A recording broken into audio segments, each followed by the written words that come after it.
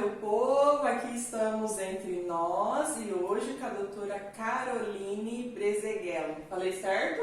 Falou. Isso mesmo. Uhul! Primeiro desafio já cumprido. Pode chamar de Carol? Pode, com certeza.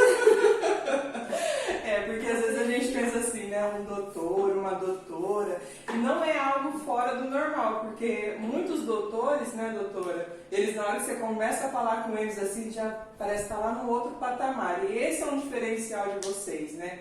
Seu, da clínica em si, do Dr. Paulo.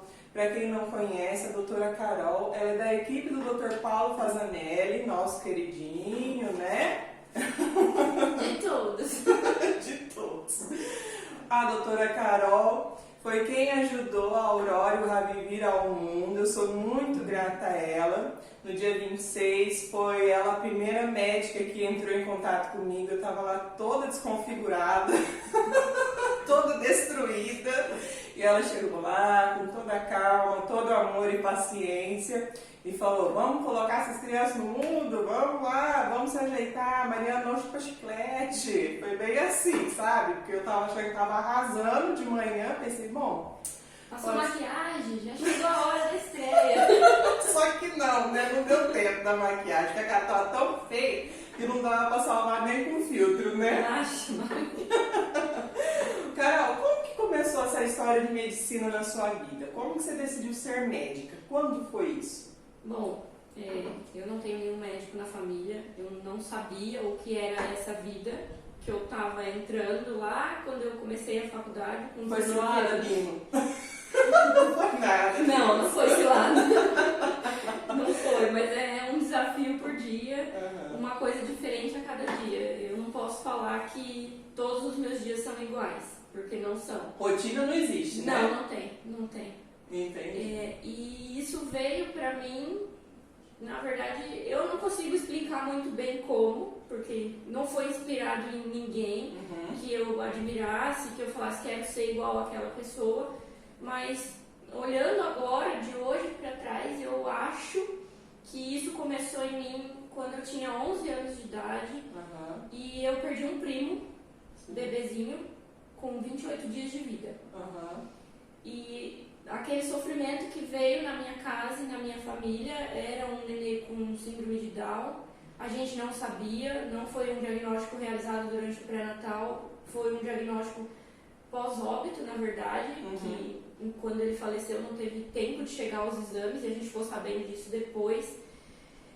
Mas assim, aquela dor me motivou a querer que aquilo nunca acontecesse com mais nenhuma mãe no mundo, pelo que eu vi a minha tia e o meu tio passarem.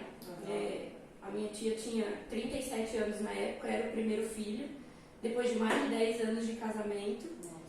Eu acho que nem ela sabe disso, mas aquilo foi uma coisa muito marcante pra mim. Então eu falei, preciso fazer alguma coisa para que isso não socorra, para que isso não venha de novo em outras casas, em outras famílias. A princípio eu pensei que isso fosse na pediatria, então quando eu entrei na faculdade, eu lutei contra a medicina 2 anos da minha vida. Sério? Lutei. Quando eu saí do terceiro colegial, eu prestei engenharia, porque eu falei, acho que isso aí não é pra mim não. E aí, quando eu passei em engenharia, eu falei, não vou. Pública? Pública. Nossa, amiga, você é inteligente mesmo, hein? Eu passei. E aí foi a primeira grande decisão que eu tive que tomar na minha vida, de falar, passei no vestibular numa universidade pública e não vou. E não fui, e fiquei 2 anos no cursinho até passar de novo e conseguir começar a minha carreira com 19 anos. Foi quando Super cedo, né? Porque eu entrei assim, na faculdade de medicina. Sim, porque hoje em dia eu conheço pessoas que estão há mais de 5 anos no cursinho, então quer dizer, não começou ainda com 22 anos, mas ainda está lá perseverando, tentando, lutando, que não deve ser um vestibular muito fácil. Assim, Mari, as coisas na vida da gente têm a hora certa de acontecer. Eu acredito muito nisso. E a gente não sabe como é essa hora certa. Hoje eu vejo que se eu tivesse passado direto na faculdade, isso não seria bom pra mim. Você acredita em Deus? Muito. Eu sou do tipo de pessoa que eu acredito que tudo é pela vontade de Deus. Com certeza. E eu acredito também que, nossa, tem vários vídeos meus. Se você não me conhece ainda, queridos, vai no IGTV que quase em todos os vídeos eu falo isso. Eu acho que falta isso de Deus, às vezes, sabe? Fala, olha, você segue a sua vida toda, mas se Deus decidir, assim... Acabou. Acabou ou começou. Exatamente. Então, Deus é isso. Porque, como diz a palavra, né, assim, nós somos evangélicos, eu sou evangélica, e a palavra fala assim, que Deus é o início e o fim, né? Com certeza. Então, tudo vem dele, tudo é pra ele. Então, você não participou da época dos trigêmeos, mas você sabe de toda a história, né? Até por conta dos meus prontuários, que eu faço parte dessa família, dessa clínica Brasil. Já faz 17, 18, 19, 20, 21... quase 7 anos que estamos aqui. Exatamente. Então, assim, eu creio que isso também teve um propósito, né? Por mais que a gente não aceite, talvez o seu primo lá, era primo, né? Que faleceu. Era um menino. Talvez ele veio para um propósito também, para acontecer algumas coisas, né? Tua tia teve a oportunidade de ter outros filhos? Teve. Minha tia teve uma outra filha e hoje já está com 20 anos. Entregou a idade, né? Tá bom, tá funcionando. Exatamente. Isso é bom, né? Porque se a gente tá com a cutis boa, amiga, tá tudo top, né? Nossa, mas muito legal saber da sua história. Assim, eu tô literalmente arrepiada. E vamos lá para as perguntas, né? A gente fez uma caixinha de pergunta e a gente vai ter a oportunidade, se você permitir, da gente ter uma, como diz você, uma novela, né? Nossa, tem história. Tem coisa para falar sobre assuntos, porque a ginecologia, para quem não entende, eu também não entendo, você vai saber falar com muito mais propriedade, que a ginecologia é uma coisa e a obstetrícia é outra, né? Então são coisas assim que trabalham juntos, mas separados, diferentes, né? Sim. Então hoje a gente vai tentar focar mais na parte da ginecologia, porque eu percebi que foi a maior parte de perguntas. Então a gente vai tratar nesses próximos dias sobre menopausa, sobre a parte de como é que chama, meu Deus? Corrimento, que fala? Candidíase, tem muitas cuidados gerais, higiene íntima, então tem várias coisas que a gente vai falando. E hoje a gente vai começar com uma pergunta simples. Eu acabei de falar que a gente ia falar sobre ginecologia, mas vou fazer uma pergunta de obstetrícia que veio essa pergunta.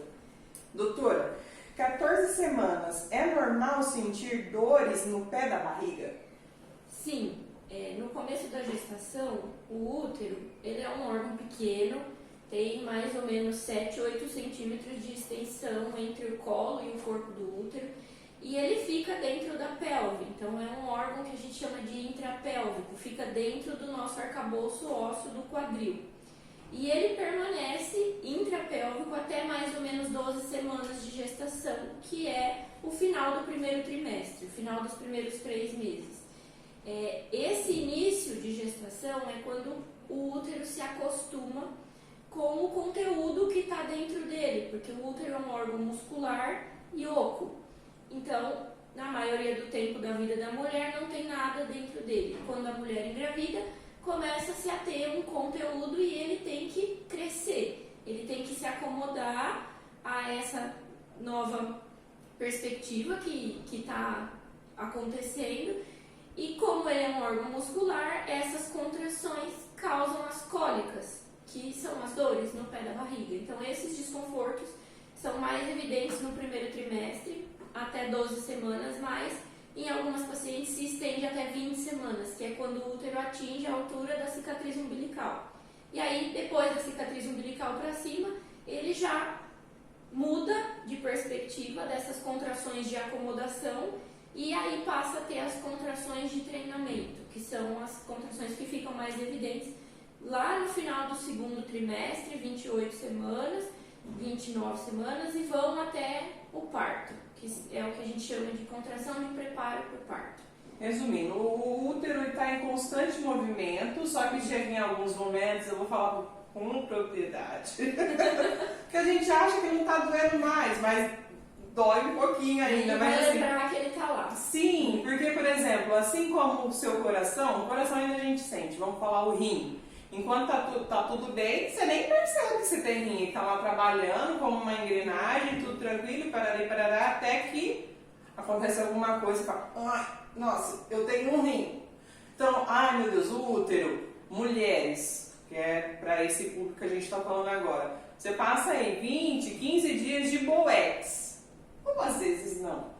Mas aí você começa a vir aquele estresse, aquela coisa, aí começa aquela incômoda, aquela coisinha chata, aí vai descer a menstruação, porque está em movimento, né? Ele avisa.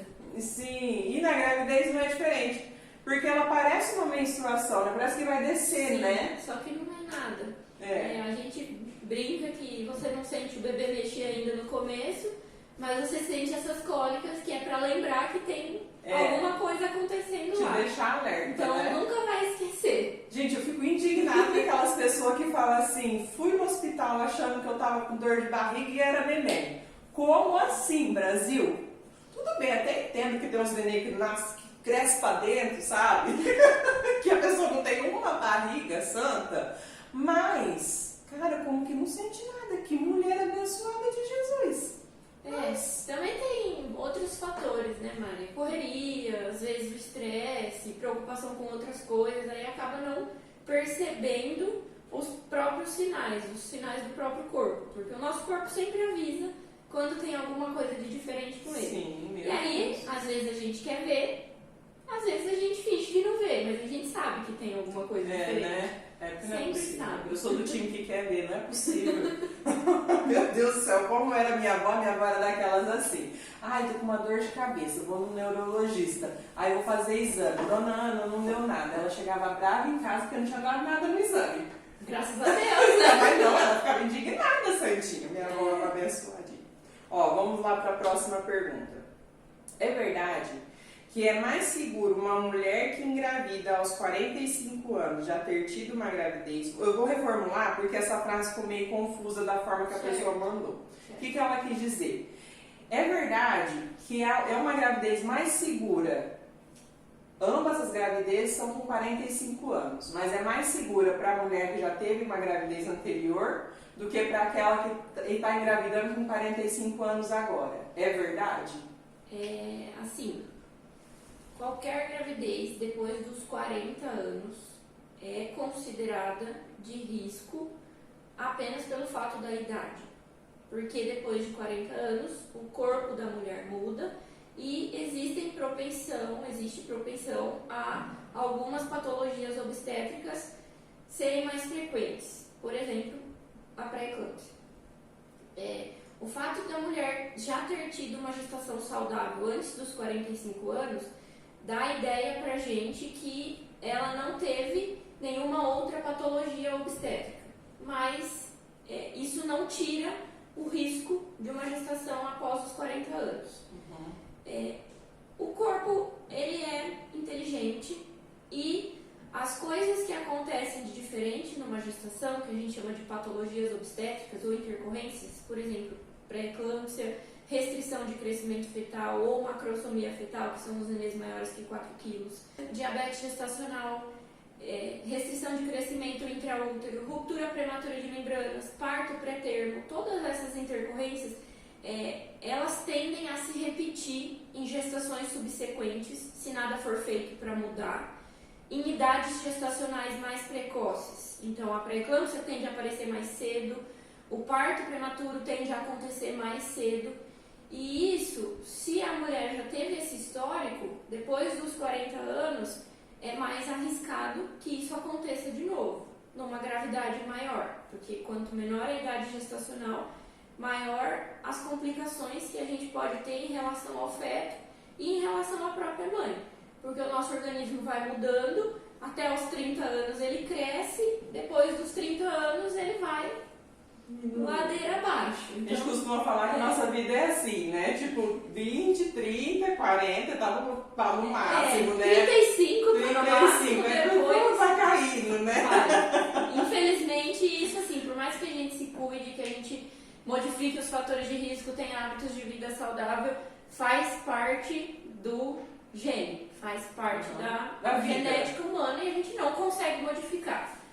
E aí, sabe aquelas maravilhosas que não parece que tem nada e também tá com problema no fundo do fundo? A gente sempre brinca, né? Que a idade do ovário é a idade do RG. A idade do rosto não, nem do corpo, porque isso aí a gente consegue comprar, melhorar. Comprar ou fazer alguma coisa para não desgastar tanto. Sim. Mas por dentro, a idade do fígado, do coração, de todos os órgãos é o que está no RG. E isso aí ninguém vê, né? Verdade. O que está na casca é muito fácil, mas lá dentro... Então resumindo, é mais complicado para uma mulher que já teve uma gravidez anterior do que para aquela que não teve nenhuma gravidez de risco. Tá. Se for uma gravidez saudável, a gente não tem nenhuma interferência. Agora, se já teve algum fator de risco ou já teve alguma patologia obstétrica, isso tende a se repetir com mais gravidade nas gestações subsequentes. E também tem aquela questão que nenhuma gravidez é igual a outra, né? Não é. É a mesma mulher, só que são experiências diferentes. Exato. São seres humanos diferentes que estão lá dentro. Sendo gerados. E é isso que muda. Sim. E aí também a gente não consegue responder essa questão, você não consegue responder essa questão dos 45 anos para a mulher que nunca engravidou, porque ela nunca engravidou, né? Tipo assim, não dá pra saber como que vai ser. Pode ser que seja supimpa, tranquilo. Sim. Ou não. A medicina nunca é exata. A gente fala e dá expectativas de acordo com a maioria dos casos. Mas a gente não sabe quem vai ser a maioria e quem vai entrar no número da minoria. Tanto de sucesso quanto de... Quem vai entrar para as estatísticas, né? A gente nunca sabe. E na obstetrícia a gente só sabe depois que acontece. Por mais que a gente tenha previsões e faça tudo o que puder para não acontecer uma coisa ruim, se acontece a gente só fica sabendo depois. Até que idade a mulherada mais velha acho que tem que ter filho? Eu tô percebendo isso. Essa perspectiva de mulheres com mais de 30 anos tendo os primeiros filhos vem acontecendo nos últimos anos por conta de mudanças sociopolíticas que estão acontecendo na sociedade. Sim, mulheres então, trabalhando. As mulheres estão casando mais tarde, as mulheres estão saindo de casa cada vez mais cedo, seja para estudar, seja para trabalhar. E aí, quando a gente entra no mercado de trabalho, falando por mim mesmo, né? A gente acaba perdendo um pouco o tempo das coisas que aconteciam com as mulheres no tempo das nossas avós. Que as mulheres não estudavam tantos anos quanto os homens estudavam e eram criadas, a maioria delas, para ficar em casa e cuidar dos filhos, cuidar da família. Mãe, né? Sim. Hoje em dia, em busca de igualdade, nós mulheres temos saído cada vez mais atrás desse sucesso, dessas carreiras profissionais, e a parte de mãe de gestação está ficando. E isso faz com que aumente o número de gravidezes em mulheres com mais de 35, 40 anos e com que aumente também os procedimentos de reprodução assistida. Sim, né? Porque, como eu disse, os órgãos internos não esperam o nosso tempo de organizar a nossa vida. Este não mente jamais. E uma hora eles vão cobrar esse tempo que a gente está deixando eles parados, não está fazendo. Pois é, por isso que você que está nos assistindo hoje, tem condição financeira, você mulher, reserva seus ovos, querida. Vai lá, congela, barato. Não é barato, mas vai lá, congela para você. Se você um dia hoje, você pode não querer ter filhos. Mas se um dia você quiser, você tem essa opção, não é verdade? Sim, sim. Porque um óvulo velho também é problema, hein? Não quero falar não, mas é. Então, até que idade é seguro para uma mulher engravidar, sendo seguro também para o bebê? Uma idade tranquila que a gente tem boas chances de gestação espontânea até os 35 anos. A gente sempre fala que tempo é óvulo. E depois dos 35 anos, o tempo começa a consumir esses óvulos, que toda mulher já nasce com uma quantidade pré-definida de óvulos. Isso não muda. A gente, quando sai do útero, já tem a quantidade de óvulos que a gente vai ter o resto da vida. E, no decorrer dos anos, eles vão diminuindo. sendo usados para uma gestação ou não. Eles vão diminuindo do mesmo jeito. E aí depois dos 35 diminui a taxa de fertilidade espontânea porque esses óvulos têm menor quantidade e menor qualidade, além de proporcionar maiores chances de ocorrerem erros genéticos. Então, modificações genéticas desfavoráveis nesse material genético dos gametas da mulher. O próximo tema, inclusive, é a respeito disso. Aconselhamento genético é indicado somente para parentes e casais mais velhos ou todos devem fazer? Você entendeu a pergunta? Entendi. Quando a gente fala em aconselhamento genético, na ginecologia e obstetrícia, a gente tem duas possibilidades para isso. A primeira é o aconselhamento genético pré-concepcional, que a gente faz a avaliação genética de casais que tiveram ou abortos de repetição ou algum filho com alguma alteração genética, alguma síndrome genética ou algum filho com algum erro metabólico, que a gente chama de erros inatos do metabolismo. Alguns deles são pesquisados até no teste do pezinho, depois que o neném nasce. E quais são as chances disso acontecer de novo? Então esse é o aconselhamento genético pré-concepcional. A gente faz um mapeamento genético do casal, da mulher e do homem, em busca de alguma alteração cromossômica que possa trazer riscos para um novo ser que vem desses dois. Uma concepção que une o material genético dessas duas pessoas. Esse é o primeiro ponto. O segundo é o aconselhamento genético para doenças genéticas, principalmente doenças oncológicas. Câncer. E na ginecologia e obstetrícia, os que mais aparecem pra gente são os cânceres de mama e ovário, que são os que têm uma raiz genética mais forte, relacionados principalmente a mutações dos genes BRCA1 e BRCA2. Então, esse aconselhamento genético para doenças oncológicas a gente indica, se possível, para paciente que teve uma doença oncológica, que possa ter origem genética, câncer de mama ou ovário. Se essa pessoa faleceu por conta desse problema, a gente indica esse aconselhamento para os parentes de primeiro grau. E aí a gente aconselha esse rastreamento genético e molecular para os parentes de primeiro grau. Pai, mãe, irmãos, filhos ou avô, avó e tios, se tiverem vivos. Por quê? A função desse rastreamento é intervir antes que o pior aconteça. Então, se uma paciente tem um teste genético positivo para uma determinada mutação que ponha ela em risco de ter um câncer de intestino, um câncer de mama, um câncer de ovário, a gente começa o rastreio dessas patologias mais cedo para tentar diagnosticar lesões pré-cancerígenas, lesões precursoras e tratar isso o mais rápido possível antes que vire uma doença generalizada que não tem mais perspectiva de cura. E doutora, por exemplo, assim, se aparecer, se fizer esse exame genético, apareceu, ele detecta qual parte que é ou não? Fala, existe lá. Ele detecta o risco.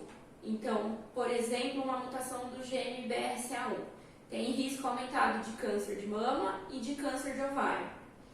Aí, cabe à paciente fazer a profilaxia, que é tirar esses órgãos saudáveis antes que aconteça alguma coisa, ou começar o rastreamento precoce antes da idade indicada para isso. Foi e se aparecer fez, né? Isso, que foi o que a Angelina Jolie fez.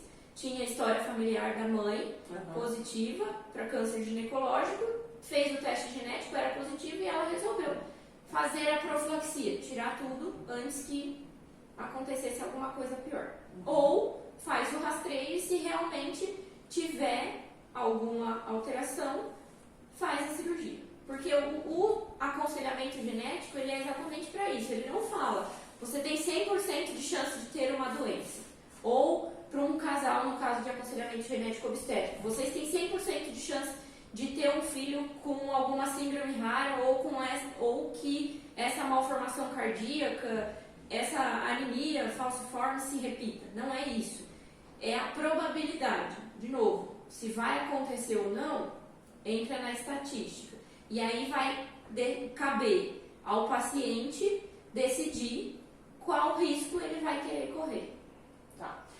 Uma outra pergunta que não está aqui, mas veio agora na minha mente: o exame de Papa Nicolau detecta alguma coisa relacionada a câncer ou só coisas, por exemplo, assim, tipo, ginecológica mesmo? Tipo, tem alguma bactéria, alguma coisa assim?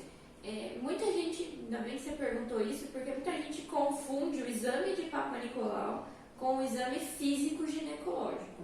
Exame físico ginecológico é você vir a uma consulta ginecológica e você ter as suas mamas examinadas, a sua genitália externa examinada, que é a vulva, e a sua genitália interna examinada, que é a vagina, e o útero, e os anexos, os ovários e as trompas, a gente consegue examinar pelo toque vaginal. Isso é um exame físico. O exame de Papa Nicolau é colhido durante um exame físico ginecológico e a única finalidade dele é rastrear câncer de colo de útero. Só do colo de útero? Só do colo de útero, é só para isso que ele serve. A gente colhe material, células que vão ser analisadas por um patologista e vai responder pra gente, está normal, não tem alterações sugestivas de malignidade ou tem algumas alterações sugestivas de malignidade e essas alterações têm graus evolutivos. O câncer de colo de útero não é uma doença que surge de um dia para o outro, é uma doença que tem aí no mínimo 10 anos de evolução e está relacionada à infecção pelo HPV. Então, dá tempo de diagnosticar precocemente, dá tempo de fazer alguma coisa antes que o pior aconteça. Até porque o Papa Nicolau é indicado fazer de quanto em quanto tempo? O Papa Nicolau ele é indicado a sua coleta pelo Ministério da Saúde.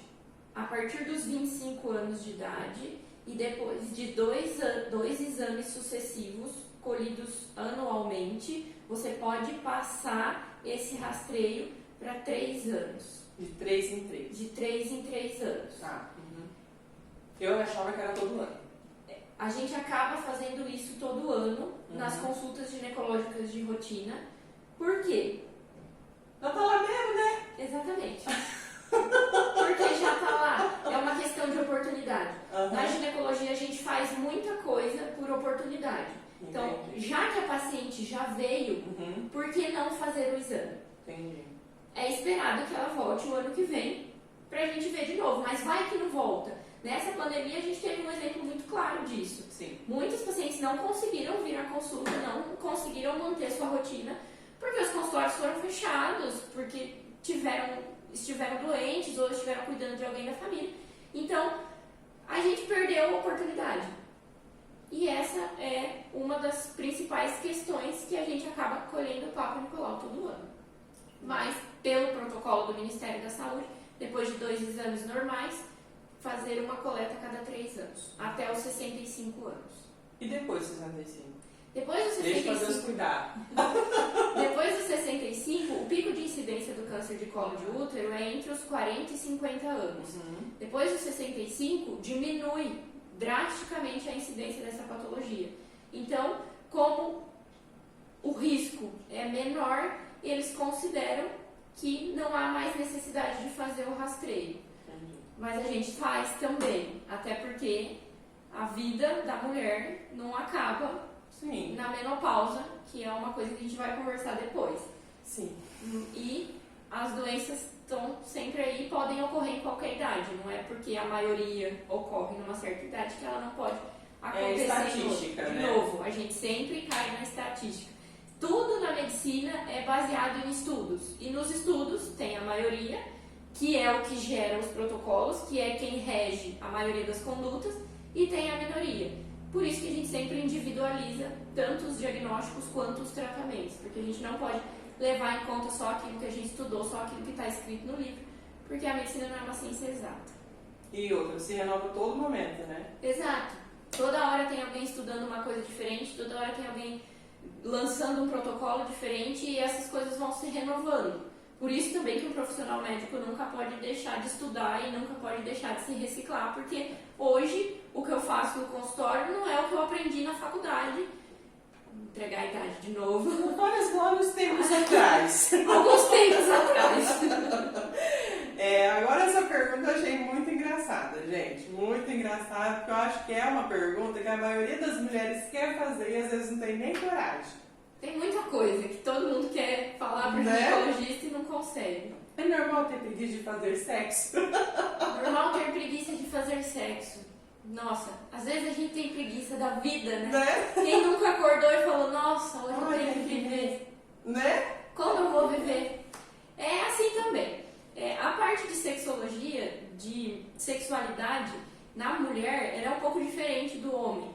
Na mulher, a gente tem um componente psíquico da nossa mente, das nossas percepções, dos nossos estímulos, principalmente visuais e sonoros, muito grandes. Então, a mulher não é só ver uma coisa e se excitar igual é com o homem.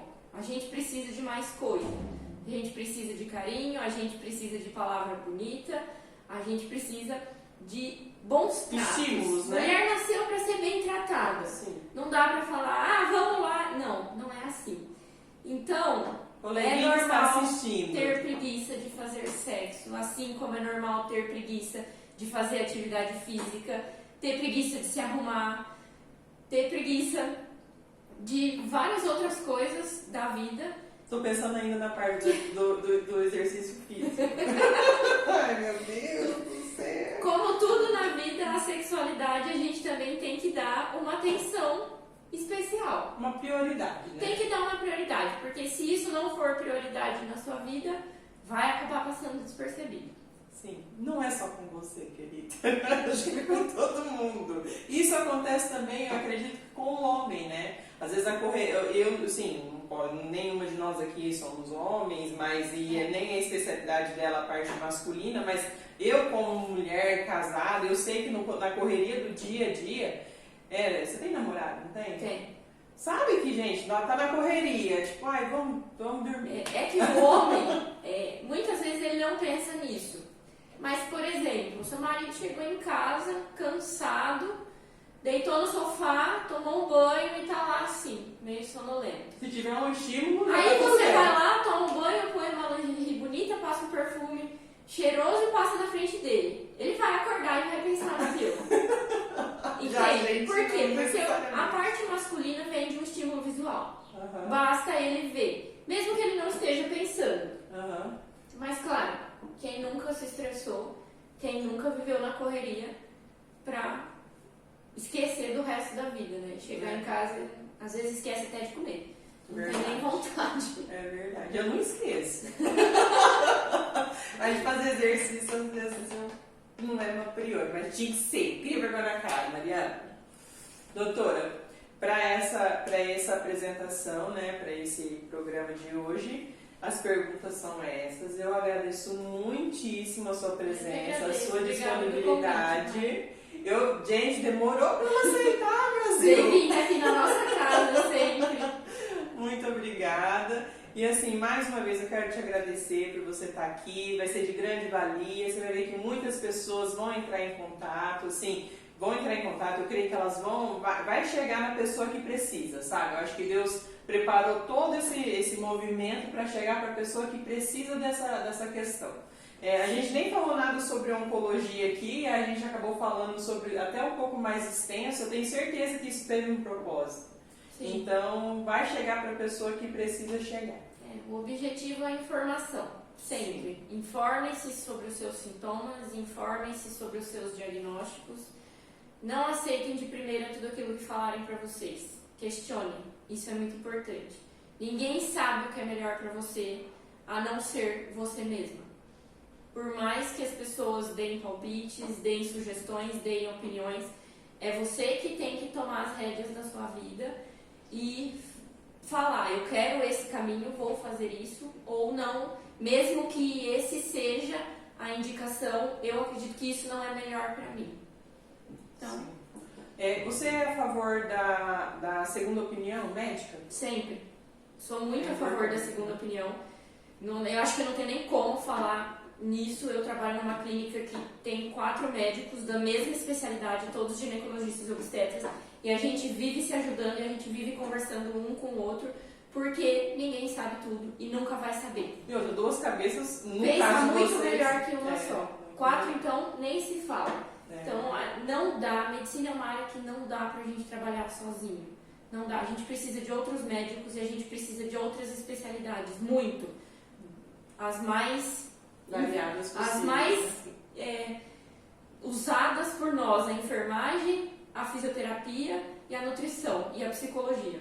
São as 4 mais importantes que tratam as coisas tanto quanto a gente médico. Então, sempre é preciso um outro profissional, seja da mesma especialidade, seja da mesma profissão ou de outra profissão, mas sempre precisa. Top, foi muito top, muito obrigada pela audiência. Olha, gente, como eu tô chique, Brasil! Ó, fala qual que é o seu arroba. @Carol Brezeguelo GO. Vou escrever, carolbrezeguelo.go. Importado. Eu não posso tirar o meu nome, gente, infelizmente. É importado. Eu preciso pôr Brasil. ele, mas eu concordo que é difícil mesmo, tem umas letras diferentes aí no meio, umas letras duplicadas, mas é só costume. Costumou, já dá tudo certo. É verdade. Ó, mas então muito obrigada. E é isso, pessoal. Até o próximo programa. Um beijo no coração de vocês. Até a próxima. Tchau.